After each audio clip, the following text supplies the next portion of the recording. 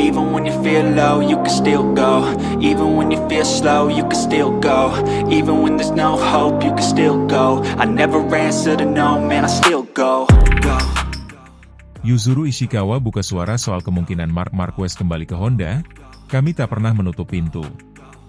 Isu panas seputar kemungkinan kembalinya Marc Marquez ke Honda Racing Corporation, HRC, kembali mencuat ke permukaan.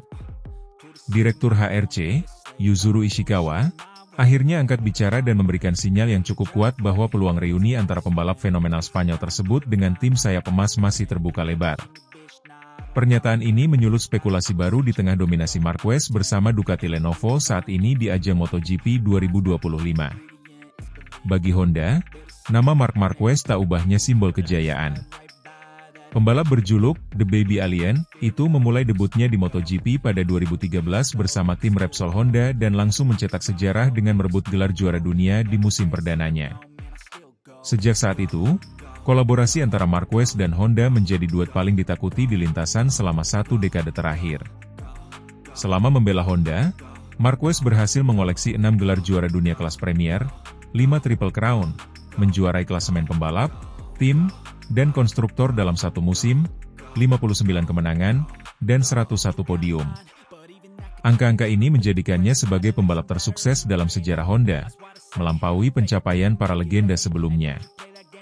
Namun semua berubah sejak krisis teknis melanda Honda. Performanya anjlok akibat motor RC213V yang sulit dikendalikan dan tertinggal dari rival-rival Eropa, terutama Ducati dan Aprilia. Marquez pun harus menghadapi cedera beruntun akibat terpaksa membawa motor di luar batas kemampuannya. Frustrasi dan keinginan untuk kembali menikmati balapan membuat Marquez mengambil keputusan besar, hengkang dari Honda di akhir musim 2023. Keputusan tersebut sempat mengejutkan dunia MotoGP. Tapi kini terbukti bahwa langkah Marquez meninggalkan Honda dan bergabung dengan tim satelit Ducati, Gresini Racing, adalah langkah yang tepat. Performa Marquez kembali mengkilap. Ia memenangkan beberapa seri penting dan kini bahkan kokoh di puncak klasemen MotoGP 2025 bersama tim pabrikan Ducati Lenovo, mengungguli nama-nama besar lainnya seperti Francesco Bagnaia dan Alex Marquez.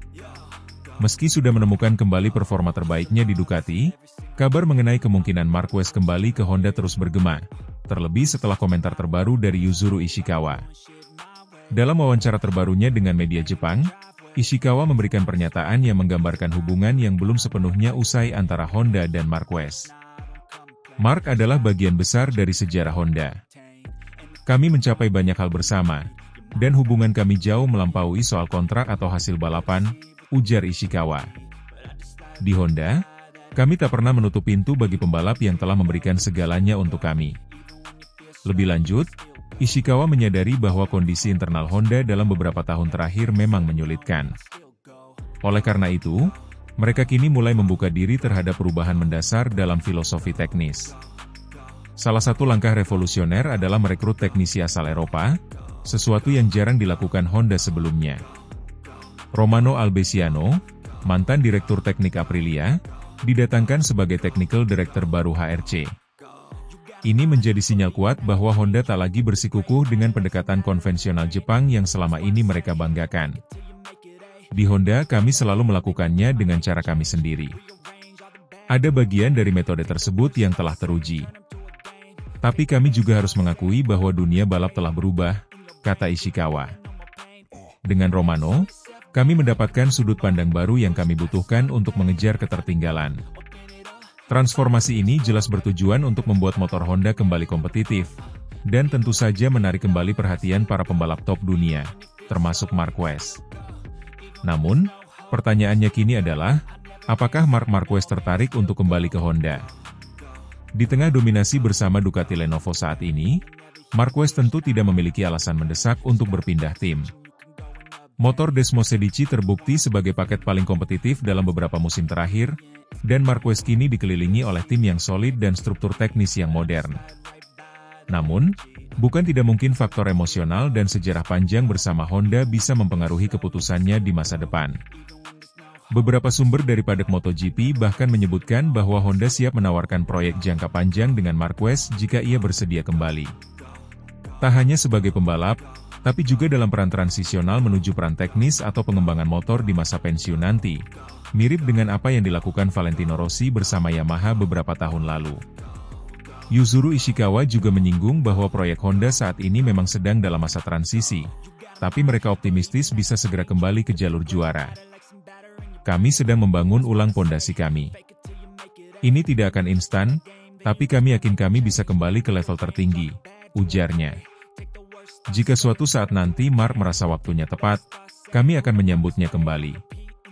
Dengan kontrak Marquez bersama Ducati Lenovo yang akan berakhir pada akhir musim 2025, keputusan penting akan segera harus diambil dalam waktu dekat.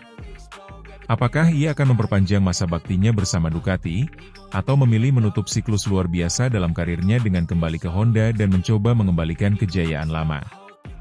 Yang pasti, sinyal dari Yuzuru Ishikawa jelas, Honda siap membuka lembaran baru bersama Marquez, jika sang juara dunia 7 kali itu bersedia menulis babak terakhir karirnya dengan warna oranye kuning sayap emas. Untuk sekarang, dunia hanya bisa menunggu. Tapi satu hal yang pasti, kisah antara Marc Marquez dan Honda belum berakhir.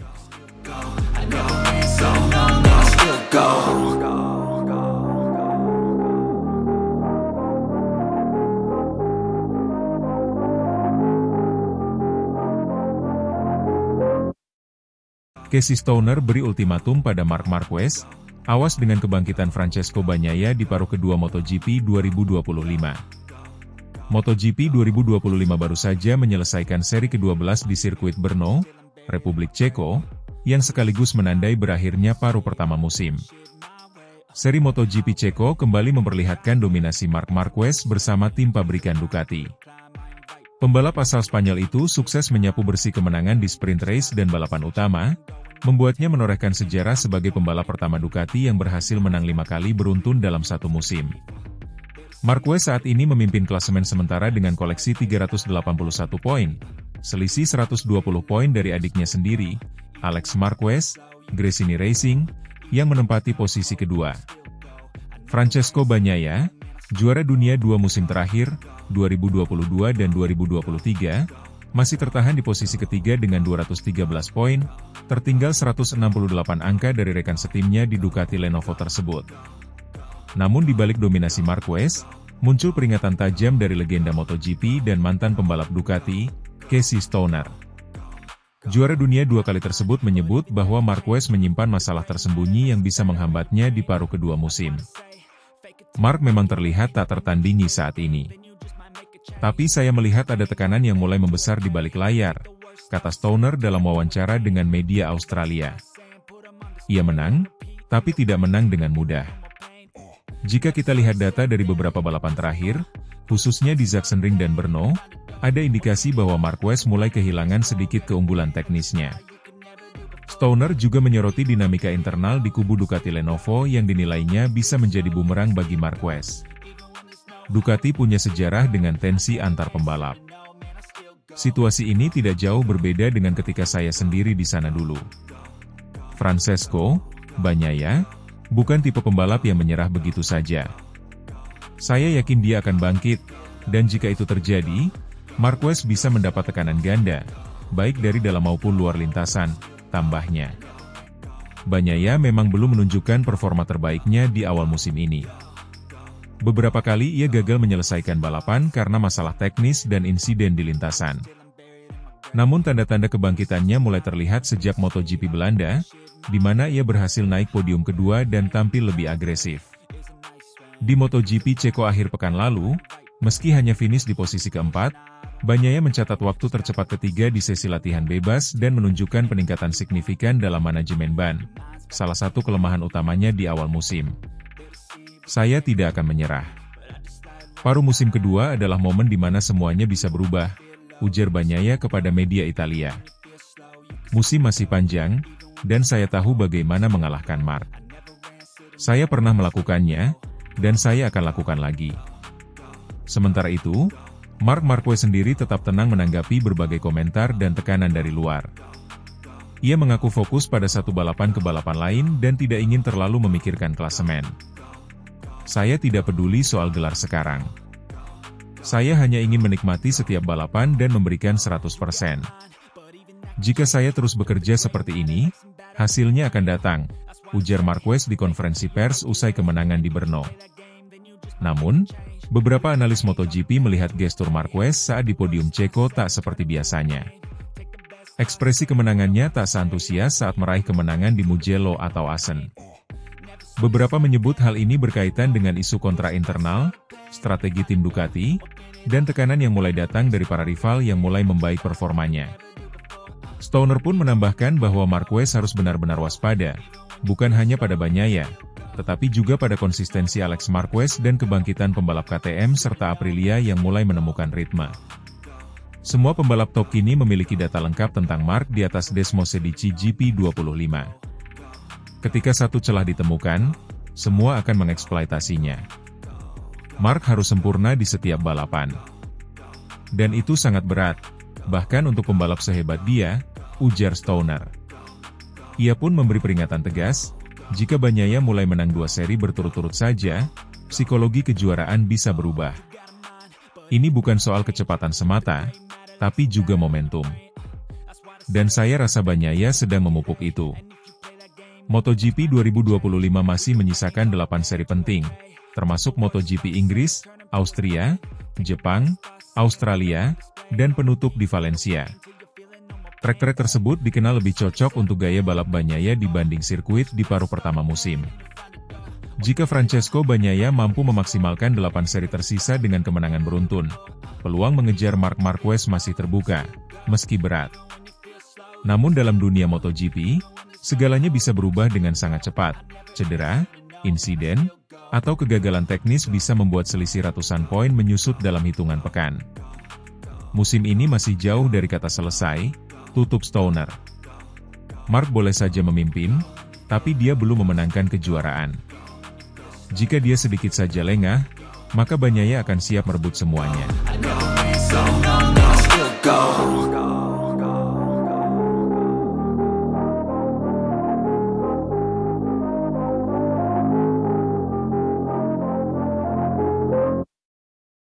Dominasi Ducati mulai terkikis meski Marquez sempurna di MotoGP 2025, sinyal bahaya dari rival pabrikan. Dominasi Ducati di MotoGP selama 2 musim terakhir mulai menunjukkan tanda-tanda retak. Meskipun Marc Marquez tampil luar biasa dan mencetak kemenangan ganda kelima berturut-turut di Grand Prix Ceko, sinyal bahaya mulai muncul dari performa keseluruhan tim dan tekanan yang semakin nyata dari rival-rival pabrikan. Marc Marquez kembali menjadi sorotan setelah tampil dominan di sirkuit Brno.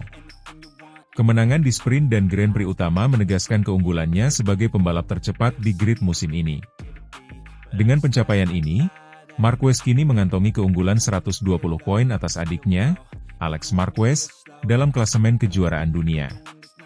Namun, di balik performa nyaris sempurna Marquez, akhir pekan di Ceko menjadi peringatan keras bagi Ducati Corse. Bukan hanya karena hanya 2 dari 8 pembalap Ducati yang berhasil finish di 10 besar, tapi juga karena dominasi podium yang mulai dipecah oleh rival-rival pabrikan lain seperti KTM dan Aprilia. Marc telah meraih 5 kemenangan ganda berturut-turut, angka-angkanya berbicara sendiri, ujar manajer umum Ducati Corse, Gigi Dall'Igna, kepada Sky Italia. Francesco Bagnaia menjalani balapan yang sangat bagus, dia kuat hingga akhir. Saya berharap dia bisa naik podium karena sejujurnya saya pikir dia pantas mendapatkannya. Meski Bagnaia berhasil finish keempat di MotoGP utama, akhir pekan Brno terasa seperti kekalahan terselubung. Pada balapan sprint, Bagnaia dipaksa mundur akibat peringatan tekanan ban yang kontroversial dan belum sepenuhnya dijelaskan. Sebuah insiden yang memicu perdebatan teknis dan frustrasi internal tim. Sprint race menunjukkan dominasi Marquez, namun juga menampilkan ancaman nyata dari KTM dan Aprilia. Pedro Acosta dan Enea Bastianini menempel ketat Marquez hingga garis finish, menyisihkan Bagnaia yang sebenarnya tampil kompetitif. Di balapan utama, giliran Marco Bezzecchi dari Aprilia yang menampilkan performa mengesankan, finish di posisi kedua, sementara Acosta kembali naik podium di tempat ketiga. Ia mencolok, 4 dari 6 posisi podium sepanjang akhir pekan diisi oleh pembalap non-Ducati. Statistik ini menjadi yang terburuk bagi Ducati dalam 3 bulan terakhir, dan memperlihatkan bahwa keunggulan teknis mereka mulai tersusul. Ini sudah waktunya untuk memulai kembali pengembangan, ujar Dall'Igna. Kami tidak bisa berpuas diri hanya karena satu pembalap kami menang. Lihat klasemen, lihat podium. Para rival telah meningkatkan performa mereka, dan kami tidak boleh tertinggal. Performa tim-tim satelit Ducati juga menunjukkan penurunan. Alex Marquez dari Gresini harus keluar lebih awal karena kecelakaan di tikungan pertama, sementara rekan setimnya Fermin Aldeguer harus puas di posisi ke-11 setelah menerima penalti pasca balapan. Di sisi lain, Franco Morbidelli absen dan Fabio Di Giannantonio dari VR46 crash dan tidak dapat bersaing di barisan depan sepanjang akhir pekan. Ketergantungan Ducati pada sosok Marc Marquez kini menjadi topik hangat. Sementara Francesco Bagnaia, juara dunia 2 kali, berjuang keras untuk kembali ke performa terbaiknya, Marquez justru tampil seperti tak tersentuh. Tapi bahkan performa individu yang luar biasa pun tidak bisa menutupi tren menurun dari keseluruhan struktur Ducati. Tim kami solid, tapi kami tidak bisa hanya bergantung pada satu pembalap, lanjut dalinya. Kami harus menganalisis secara menyeluruh apa yang terjadi di akhir pekan ini, termasuk masalah ban, kesalahan strategi, dan penurunan performa di sektor-sektor teknis tertentu. Pedro Acosta, yang baru menjalani musim penuh pertamanya di kelas Premier bersama Red Bull KTM, kini mulai menjadi pembalap yang harus diperhitungkan. Konsistensinya di podium membuktikan bahwa KTM telah membuat lompatan signifikan dalam pengembangan motor mereka. Tapi juga memperlihatkan potensi besar dari Bezzecchi. Target kami bukan hanya podium, tapi memenangkan balapan, ujar Acosta setelah balapan. Kami semakin dekat, dan saya rasa itu membuat banyak orang gugup. MotoGP 2025 masih menyisakan banyak seri, namun sinyal yang muncul dari Brno cukup jelas, dominasi Ducati tidak lagi absolut. Performa kolektif mereka yang goyah telah memberi celah bagi para pesaing untuk menyerang. Dengan format sprint yang semakin penting dalam pengumpulan poin, konsistensi tim secara keseluruhan kini menjadi kunci dalam perburuan gelar konstruktor dan tim.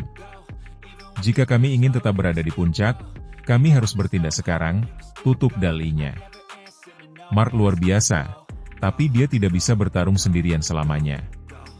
Dengan rival yang semakin mendekat dan tekanan dari dalam tim sendiri, paruh kedua musim MotoGP 2025 akan menjadi ujian sesungguhnya bagi Ducati, apakah mereka bisa kembali mendominasi, atau justru menyaksikan era kejayaan mereka mulai pudar.